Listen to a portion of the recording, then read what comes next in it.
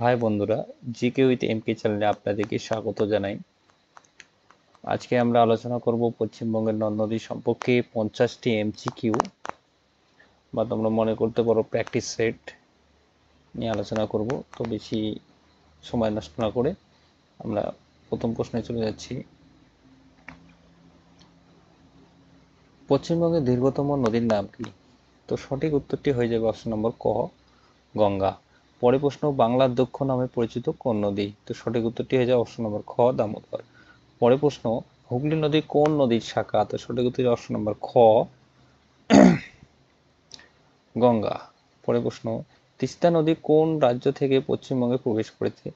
তো সঠিক উত্তরটি হয়ে যাবে অপশন নম্বর ক, সিকিম। পরে প্রশ্ন, পশ্চিমবঙ্গের কোন জেলায় মহানন্দা নদী প্রবাহিত হয়েছে? তো সঠিক উত্তরটি হয়ে যাবে অপশন নম্বর ক, দার্জিলিং। পরে প্রশ্ন, রূপনারায়ণ নদী কোন নদীর উপনদী? তো সঠিক উত্তরটি হয়ে যাবে অপশন নম্বর খ, হুগলি। পরে প্রশ্ন, সুবর্ণরেখা নদী পশ্চিমবঙ্গে কোথায় প্রবেশ করেছে?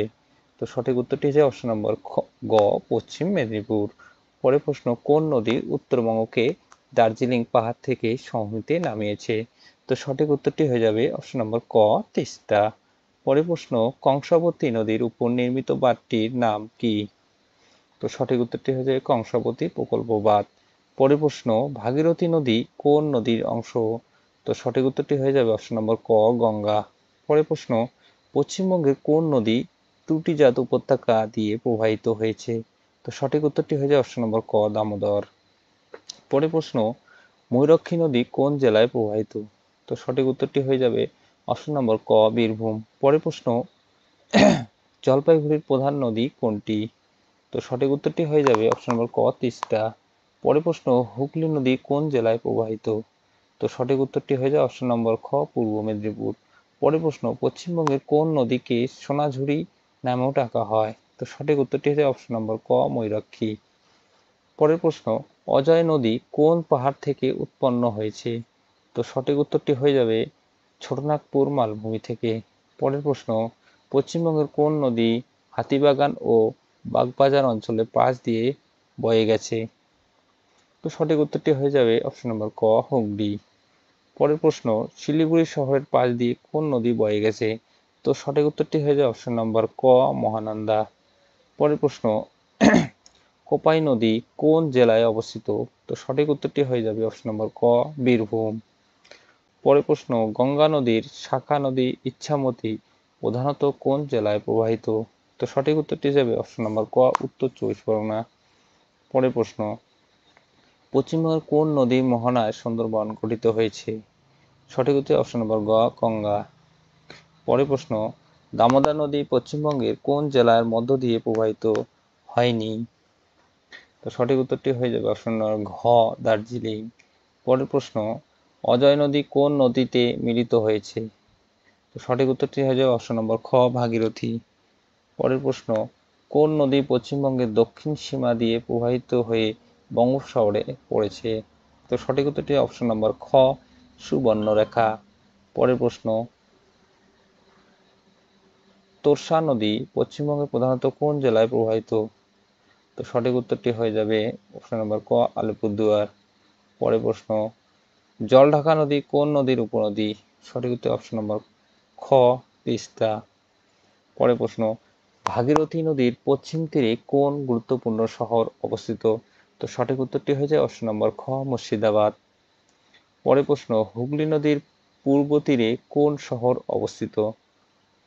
তো সঠিক উত্তরটি হয়ে যাবে অপশন নম্বর খ, চন্দননগর।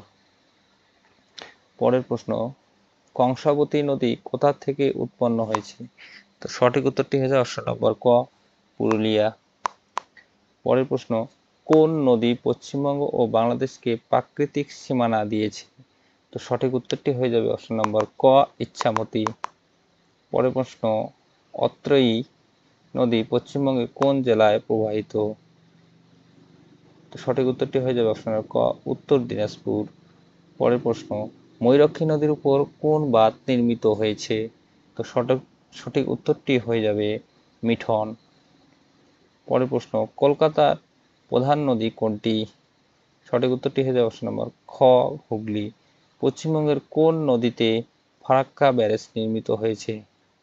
তো সঠিক উত্তরটি হয়ে যাবে অপশন নম্বর ক, গঙ্গা। পরের প্রশ্ন, বর্ধমান জেলার মধ্য দিয়ে কোন নদী প্রবাহিত হয়েছে? তো সঠিক উত্তরটি হয়ে যাবে অপশন নম্বর ক, দামোদর। পরের প্রশ্ন, দুধকুমার নদী কোন জেলায় প্রবাহিত হয়েছে? তো সঠিক উত্তরটি হয়ে যাবে অপশন নম্বর ক, কোচবিহার। পরের প্রশ্ন, সুন্দরবনের নদীগুলি কোন ধরনের জোয়ার ভাটা দ্বারা প্রবাহিত? সঠিক উত্তরটি হয়ে যাবে অপশন নম্বর ক, সমুদ্রীয় জোয়ার ভাটা দ্বারা নির্মিত। পরের প্রশ্ন, হিংলো নদী কোন নদীর উপনদী? তো সঠিক উত্তরটি হয়ে যাবে অপশন নম্বর ক, দামোদর।